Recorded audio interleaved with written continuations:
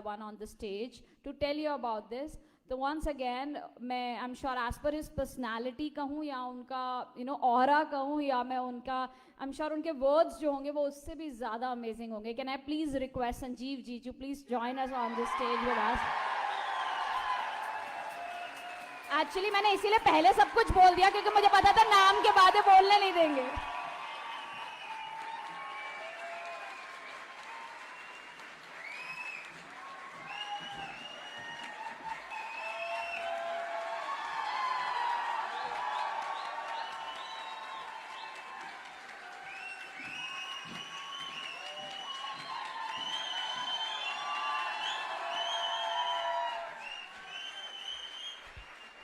Thank you.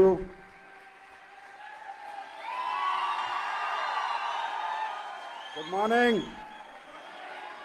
Good morning. Please settle down.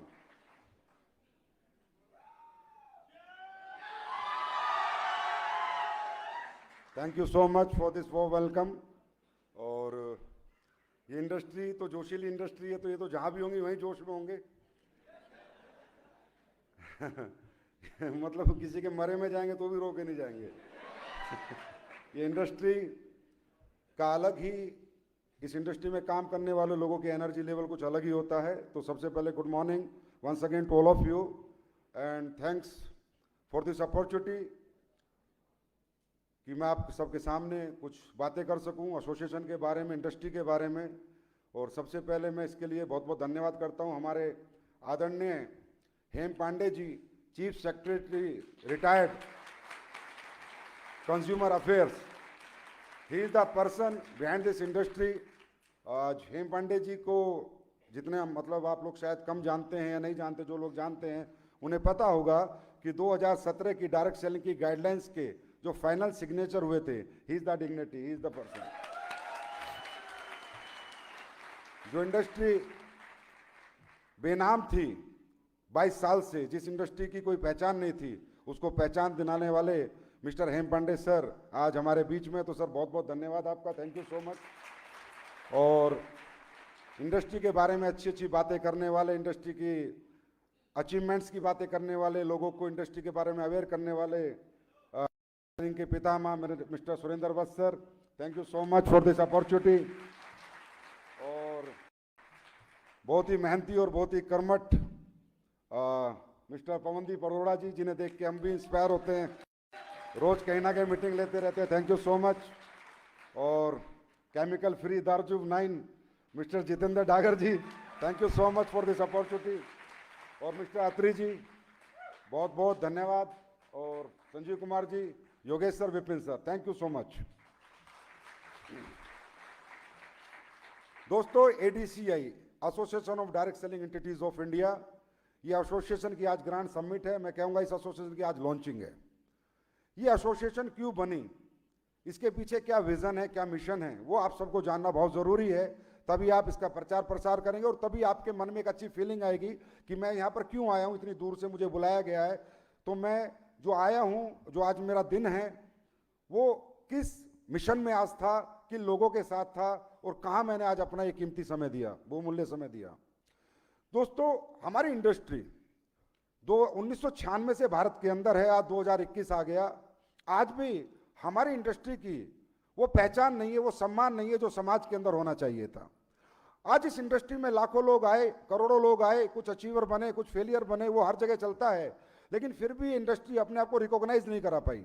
ये industry आज भी एक यंगस्टर के दिल में नहीं बस पाई. आज यंगस्टर बीटेक कर रहा है, एमटेक कर रहा है, एमबीबीए कर रहा है, बीबीए कर रहा है, पर अगर उसे मैं कहूं कि बेटा डायरेक्ट सेलिंग कर रहे हो तो कहीं ना कहीं कहता है ये काम तो अलग तरह के लोगों का, ये काम तो मतलब इसे मतलब फर्स्ट क्लास नहीं, थर्ड क्लास नजरों से देखा जाता है. क्यों? क्योंकि ये इंडस्ट्री अपने आप को कभी रिकॉग्नाइज नहीं कर पाई. आज समाज में आप लोग कितना ही बड़ा पैसा कमा लें, कितनी बड़ी गाड़ियां रख लें, आप अपने गांव में जाएं तो अगर आप आईएएस बन जाते, आईपीएस बन जाते या पुलिस इंस्पेक्टर भी बन जाते तो 4 गांव में पता चलता है कि वो लड़का पुलिस इंस्पेक्टर बना और लोग आपको रिगार्ड और रिस्पेक्ट से देखते हैं.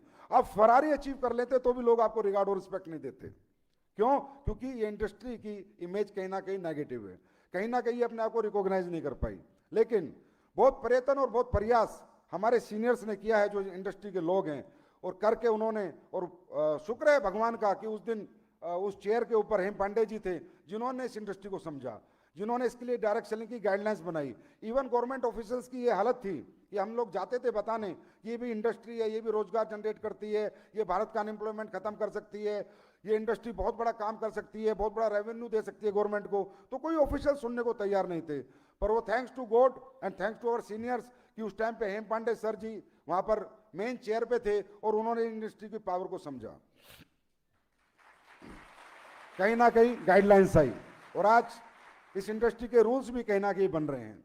लेकिन उसके बावजूद भी ये इंडस्ट्री अपने आप को रिकॉग्नाइज नहीं कर पाती। आज एक नेटवर्कर एक कैरियर लगाता है, फ्यूचर लगाता है, बहुत सारे लोग नौकरियां छोड़ के आते हैं, बहुत सारे लोग बड़े बड़े कैरियर छोड़ के आते हैं, लेकिन उन्हें अपना फ्यूचर सिक्योर नहीं लगता। किसी भी कंपनी के साथ, किसी भी कंपनी के साथ उन्हें एक डर लगा रहता है, पता नहीं कल क्या होगा, क्योंकि कहीं ना कहीं अनइथिकल प्रॉब्लम कंपनीज के साथ आई। बड़ी लीगल कंपनियां थी, जैसे मैं आपको एक आरसीएम का उदाहरण देता हूं। 2012 में आरसीएम इतनी शानदार कंपनी, आज मैं कहूंगा हिंदुस्तान को डायरेक्ट सेलिंग का आईना दिखाने वाली कंपनी, उस कंपनी को 2011 के अंदर बैन कर दिया गया, जो कि प्रोडक्ट बेस्ड काम कर रही है, जिसके अंदर कोई इन्वेस्टमेंट प्लान नहीं, नथिंग। वो तो आरसीएम के अंदर योद्धा थे मिस्टर सुरेंद्र वत्स, जिन्होंने 1 साल प्रदर्शन किया, 1 साल वहां पर जयपुर के ग्राउंड में पड़े रहे और अपनी कंपनी को रीओपन कराया। तो इस तरह की प्रॉब्लम से समाज में कहीं ना कहीं इंडस्ट्री के प्रति फेथ खत्म हुआ कि यार ये किसी भी कंपनी के साथ कभी कुछ भी हो सकता है, कोई प्रोडक्ट बेस नहीं। उसके बाद इन्वेस्टमेंट प्लान की कंपनीज आई। कुछ लोगों ने 6-6 साल, 8-8 साल, 10-10 साल मेहनत करके पसीना बहा के नेटवर्क बनाया। एक कंपनी आई हिसार की, फ्यूचर जिसका नाम था, पूरा फ्यूचर मेकर बोलता हूं डंके की चोट पे, ठीक है। वो कंपनी आई, बड़ी बड़ी कंपनियां जो प्रोडक्ट बेस्ड कंपनियां थी उनको रातों रात उसने खत्म किया, बड़े बड़े लीडर्स के नेटवर्क खत्म किए। इन्वेस्टमेंट प्लान, एक ऐसा लालच कि हर महीने तनख्वाह मिलेगी। लोगों ने 10-10 साल कंपनियों में काम किया था प्रोडक्ट बेस में, लेकिन उनका कैरियर देखा रातों रात चौपट। 2 साल तक उसने पैसा दिया। फिर एक कंपनी आई थी बाइक चलाने वाली, है ना, उसका भी इंजन सीज हुआ। फिर तो आज भी कई सिक्का उछाल रहे हैं, सिक्के वाली कंपनियां चल रही हैं। तो इन सबको कौन रोकेगा, कैसे रोके? कोई इंडिविजुअल कंपनी नहीं रोक सकती, इनको रोक सकती है संगठन में शक्ति। सारी कंपनियां एक हो जाएं, हिंदुस्तान की सारी लीगल कंपनियां एक हो जाएं, सारी लीगल कंपनियां एक प्लेटफॉर्म पे आए। मैं तो कहूं एक ही प्लेटफॉर्म पे आए और इन इलीगल कंपनियों के खिलाफ लड़े। अरे इलीगल आदमी कभी लीगल आदमी से जीत नहीं सकता। आज तक ऐसा नहीं हुआ कि चोर साहूकार से जीत गया। इलीगल आदमी लीगल आदमी से नहीं जीत सकता। लेकिन क्या हो रहा है, सब अपनी अपनी कंपनियां चला रहे थे, सब काम कर रहे थे।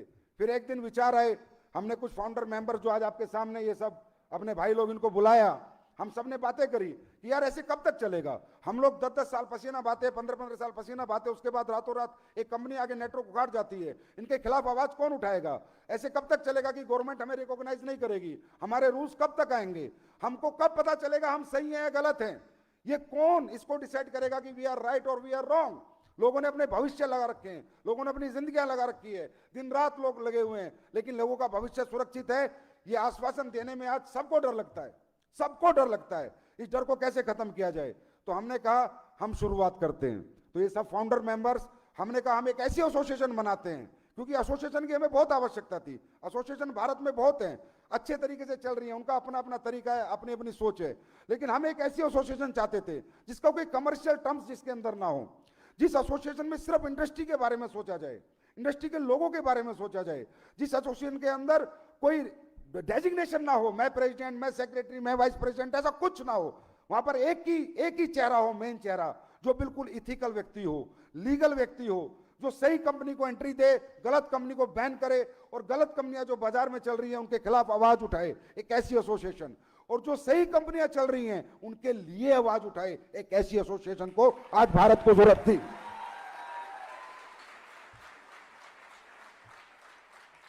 बहुत सी सही कंपनियां होती हैं, उनके साथ बहुत कभी कभी छोटी मोटी चीजें होती रहती हैं। कहीं पुलिस वाले को लालच आ गया, कहीं किसी को लालच आ गया, कहीं कोई करता है भाई ये कर दो, इनका ये कर दो, क्योंकि इतना पैसा कमाते देखते हैं।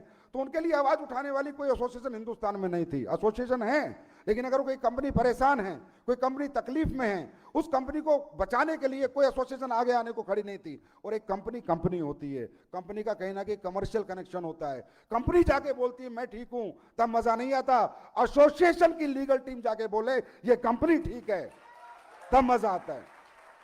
तो ऐसा नेचर इस इंडस्ट्री का कभी डेवलप नहीं हुआ। ऐसे नेचर की कोई एसोसिएशन मेरे को या मुझे लगता है जितने भी हमारे फाउंडर मेंबर्स हैं उन्हें देखने को नहीं मिली। एसोसिएशंस हैं, मजबूत एसोसिएशंस हैं, अच्छी अच्छी कंपनियां हैं उनके पास, सब कुछ है, लेकिन एक जो फाइट होती है for industry, fight for industry, fight for networker, वो फाइट करने को कोई तैयार नहीं है। तब हमने कहा हम सब मिलकर एक एसोसिएशन बनाते हैं जो फाइट करेगी, लगातार फाइट करेगी नेटवर्कर के लिए, कंपनीज के लिए। हमें एसोसिएशन की बहुत आवश्यकता थी। हमें ऐसी एसोसिएशन चाहिए कि आज ये दारजूब है या एसलीपीएस है या एचएचआई है, अगर इन्हें कोई लीगल प्रॉब्लम है तो ये डायरेक्टर ना जाके परेशान हो, वो नेटवर्कर परेशान ना हो, एसोसिएशन की लीगल टीम जाए और उसको सॉल्यूशन करके लाके आए। वो उसे कहते हैं association, that is called association. चाहे फीस जितनी मर्जी हो, चाहे जितना मर्जी हमें टर्नओवर का शेयर देना पड़े एसोसिएशन में, वी आर कंट्रीब्यूटिंग। तो हमने एक ऐसी एसोसिएशन बनाई जहां पर आज सर्वे सर्वा, यहां पर दोस्तों सबसे बड़ी बात बताता हूं, यहां पर कोई भी व्यक्ति मालिक नहीं है। एसोसिएशन होती है संगठन, एक ऐसा संगठन जो सबके लिए सोचे, ना ओनली फॉर एसलीपीएस, ना ओनली फॉर दारजूब, ना ओनली फॉर एचएचआई, जो सबके लिए सोचे, जहां सब बराबर हैं। आप अलग अलग कंपनी में काम करते हैं, लेकिन है क्या आप नेटवर्कर। और दोस्तों याद रखना, मैं हमेशा कहता हूं, लोग देश के अंदर हमेशा बात करता हूं कि लोग धर्म जात पात पे लड़ते रहते हैं। देश खत्म हो जाएगा तो शहर खत्म हो जाएंगे, गांव खत्म हो जाएंगे, हम सबके धंधे खत्म हो जाएंगे। देश बचना चाहिए, हम बचे रहेंगे।